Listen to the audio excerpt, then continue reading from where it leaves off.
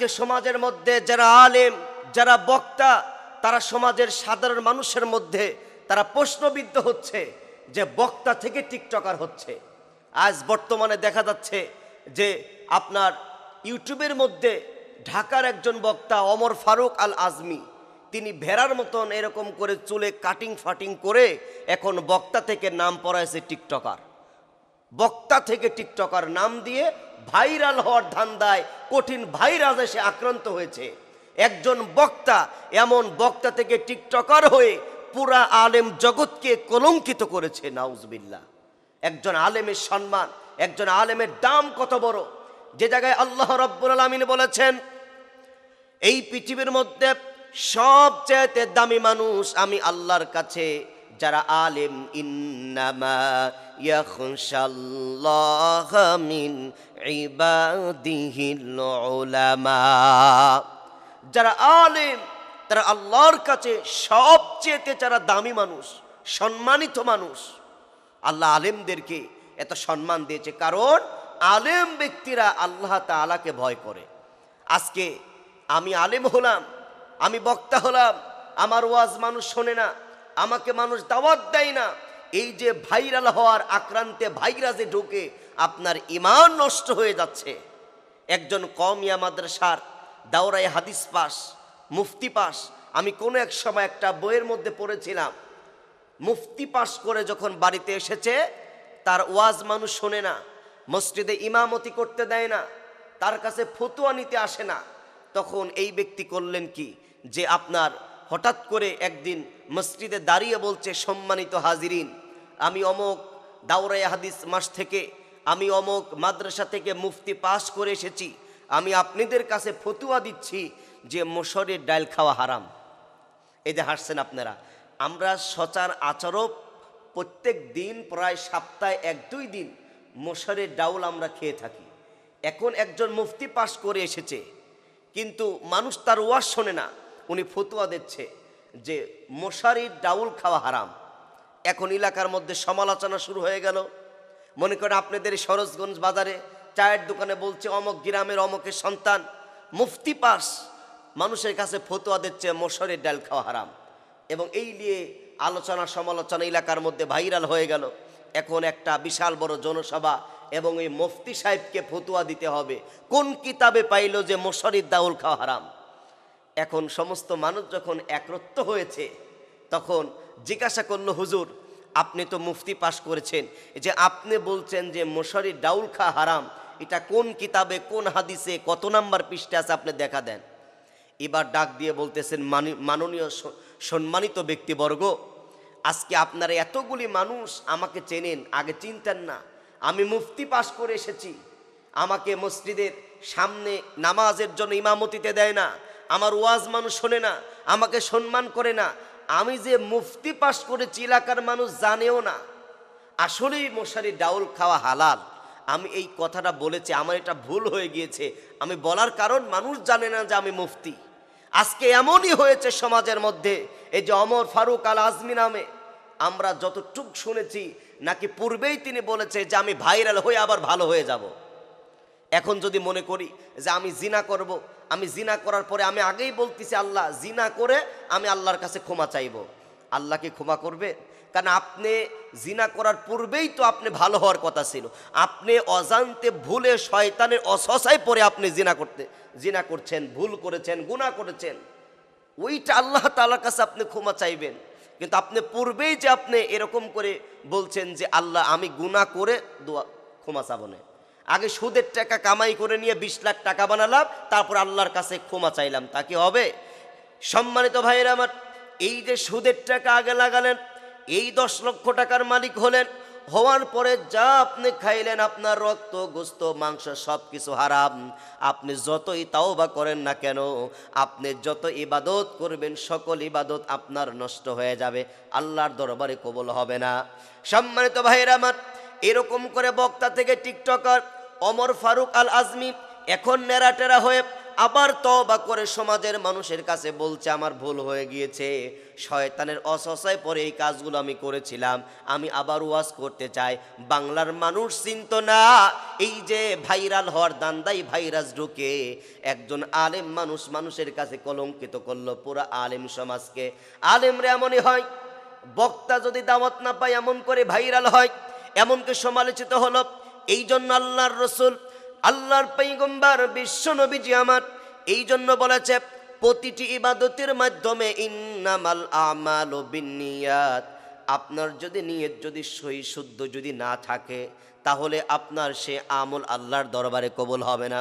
আপনি একজন আলেম হলেন, আলেম হওয়ার পরে যদি বন্ধুরে আমার আল্লাহকে খুশি করবার জন্য যদি আলেম যদি না হন, কিয়ামতের ময়দানে মুসিবতের সময় আপনার মতন আলেমকে আগে জাহান্নামের মধ্যে দেওয়া হবে।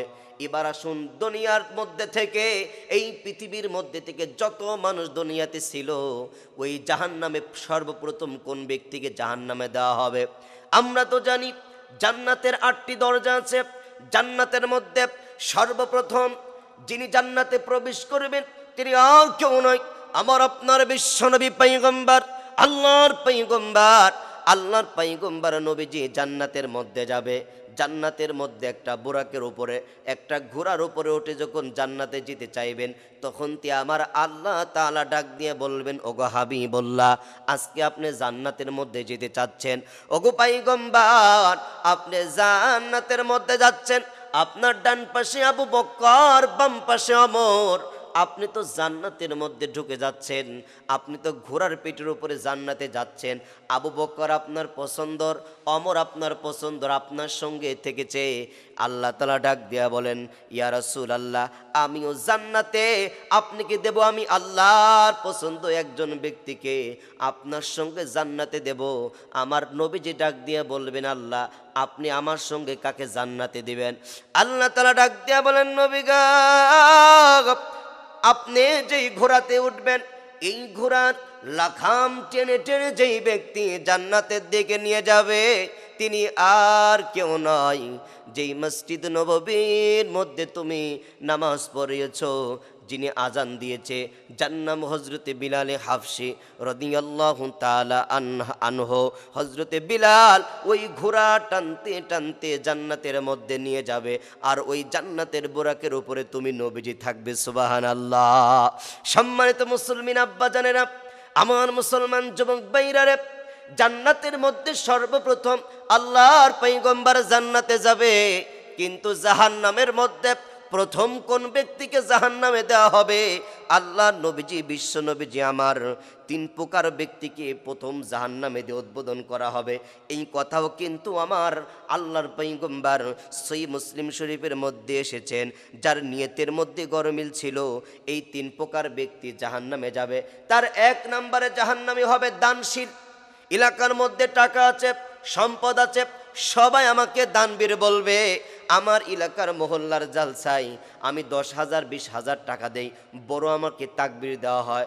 আমার তাকবীরটা যদি খাটো হয়, আমি হুজুরের কাছে আবার করে বলে দেই, হুজুর আমার নামটা বলা হয় নাই, আবার বারবার বলে দেই। মানুষকে দেখানোর জন্য যদি আমরা সমাজের মধ্যে যদি মসজিদ মাদ্রাসা ইসলামের কাজে ব্যয় করার জন্য দান করে থাকি, মানুষকে খুশি করার জন্য, এই মানুষকে খুশি করার জন্য যারা দান করবে, এই ব্যক্তিরা জাহান্নামের দিকে যাবে। ওই ব্যক্তিরা বলবে, আল্লাহ সমাজের মধ্যে আমি খুব ভালো ব্যক্তি ছিলাম, আপনার নামের মসজিদ বানিয়েছি, আপনার বন্ধুর নামে কোরআনের মাদ্রাসা করেছি, দ্বীনি প্রতিষ্ঠানের কাজ করেছি।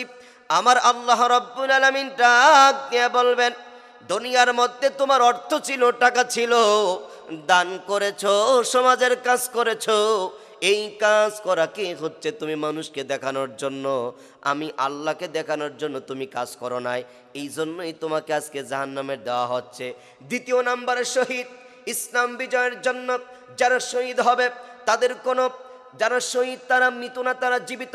কোরআনুল কারীমে আমার আল্লাহ রাব্বুল আলামিন সুন্দর করে জানিয়ে দিয়েছেন, যারা শহীদ হবেন তারা হচ্ছে জীবিত, তাদেরকে তোমরা মৃত বলবা না। ওয়ালা তাহসাবান ইন্নাল্লাযীনা কুতিলু ফি সাবিলিল্লাহি আমওয়াত বাল আহইয়াউন ইনদা রাব্বিহিম ইউরযাকুন। আল্লাহ তাআলা জানিয়ে দিচ্ছে, যারা ইসলামকে বিজয়ের জন্য, কোরআনকে বিজয়ের জন্য যারা জীবন দিবে, রক্ত দিবে, শহীদ যারা হয়ে যাবে, তাদেরকে তোমরা মৃত বলো না, তারা হচ্ছে জীবিত। আমি আল্লাহর কাছ থেকে তারা রিজিক প্রাপ্ত। এত বড় মর্যাদা সম্পন্ন এই শহীদ যদি হয় মানুষকে দেখানোর জন্য, ওই শহীদকে আগে জাহান্নামের মধ্যে দিয়ে উদ্বোধন করবে, জাহান্নামের মধ্যে ঠেলে দিবে। ব্যক্তি বলবেন, আল্লাহ আমি তো শহীদ, এলাকার মানুষ আমাকে শহীদ বলতো, আমি আপনাকে খুশি করার জন্য শহীদ হয়েছি। আল্লাহ তাআলা ডাক দিয়া বলবেন, গোলাম, দুনিয়ার জমিনে তুমি আমি আল্লাহকে খুশি করবার জন্য শহীদ হও নাই, তুমি আমার দিনকে প্রতিষ্ঠিত করার জন্য শহীদ হও নাই। গ্রামের মানুষ তোমাকে শহীদ বলবে, তোমার আব্বা আম্মাকে শহীদের আব্বা আম্মা বলবে। এলাকার মানুষ তোমাকে স্ট্যাটাস বানাবে, তোমার নামে মূর্তি বানাবে, অমুক শহীদ দাঁড়িয়ে আছে, তোমার নাম বছরের পর বছর স্মরণে অক্ষরে লেখা থাকবে। মানুষ তোমাকে শহীদ বলেছে, তুমিও দুনিয়াতে শহীদ হয়েছো মানুষকে খুশি করবার জন্য, মানুষের কাছে নাম রাখার জন্য। আজ আমি আল্লাহর দরবারে তোমার কোন শহীদের বিনিময় আমি আল্লাহ থেকে কিছু পাবা না। এবার আসবেন তৃতীয় নম্বরে যেই ব্যক্তি, তিনি হচ্ছে আলেম। সমাজের মধ্যে যেই সমস্ত আলেমরা, অমুক মানুষ আমাকে আলেম বলবে, দেশের মানুষ আমাকে দেখলে সালাম দিবে, আমাকে মুফতি সাহেব বলবে, আমাকে বক্তা সাহেব বলবে, এমন নিয়েতে যারা আলেম হবে, হাফেজ হবে, ওদেরকে আগে জাহান্নামের মধ্যে দেওয়া হবে। তাহলে দানশীল যারা মানুষকে দেখানোর জন্য দান করলে জাহান্নামে যাওয়া লাগবে। দুনিয়ার মানুষকে খুশি করবার জন্য শহীদ হলে তাদেরকে জাহান্নামে দেওয়া হবে। দুনিয়ার মানুষ দুনিয়ার অর্থ সম্পদের জন্য, দুনিয়ায় ধর্ম ব্যবসায়ী করার জন্য যারা আলেম হবে তাদেরকেও জাহান্নামে দেওয়া হবে। এই জন্য আল্লাহ তাআলা, আল্লাহ নবীজি বলেছেন, ইন্নামাল আমালু বিন্নিয়াত, তোমার যেই কাজ, তুমি যত আমল করবা, প্রতিটি আমল হবে আল্লাহকে খুশি করবার জন্য। এই কথাটা উঠে আসছে এই জন্য ভাইরা আমার, আজ বর্তমানে বক্তা থেকে যে টিকটকার হচ্ছে, এই যে ভাইরাল হওয়ার দান্দা, মানুষ আমাকে দাওয়াত দেয় না, মানুষ আমাকে এরকম করে মাহফিলে নেয় না। আমি মানুষের কাছে ভাইরাল হব আল্লাহকে খুশি করবার জন্য নয়। যারা প্রকৃত আল্লাহকে যারা খুশি করবার জন্য যারা কথা বলবে, সুতরাং ওই ব্যক্তিরা দুনিয়ার মানুষকে দেখানোর জন্য কোনো কথা বলবে না, কোনো এরকম করে বক্তা থেকে টিকটক ভাইরাল হওয়ার ভাইরাস তাদের মধ্যে ঢুকবে না।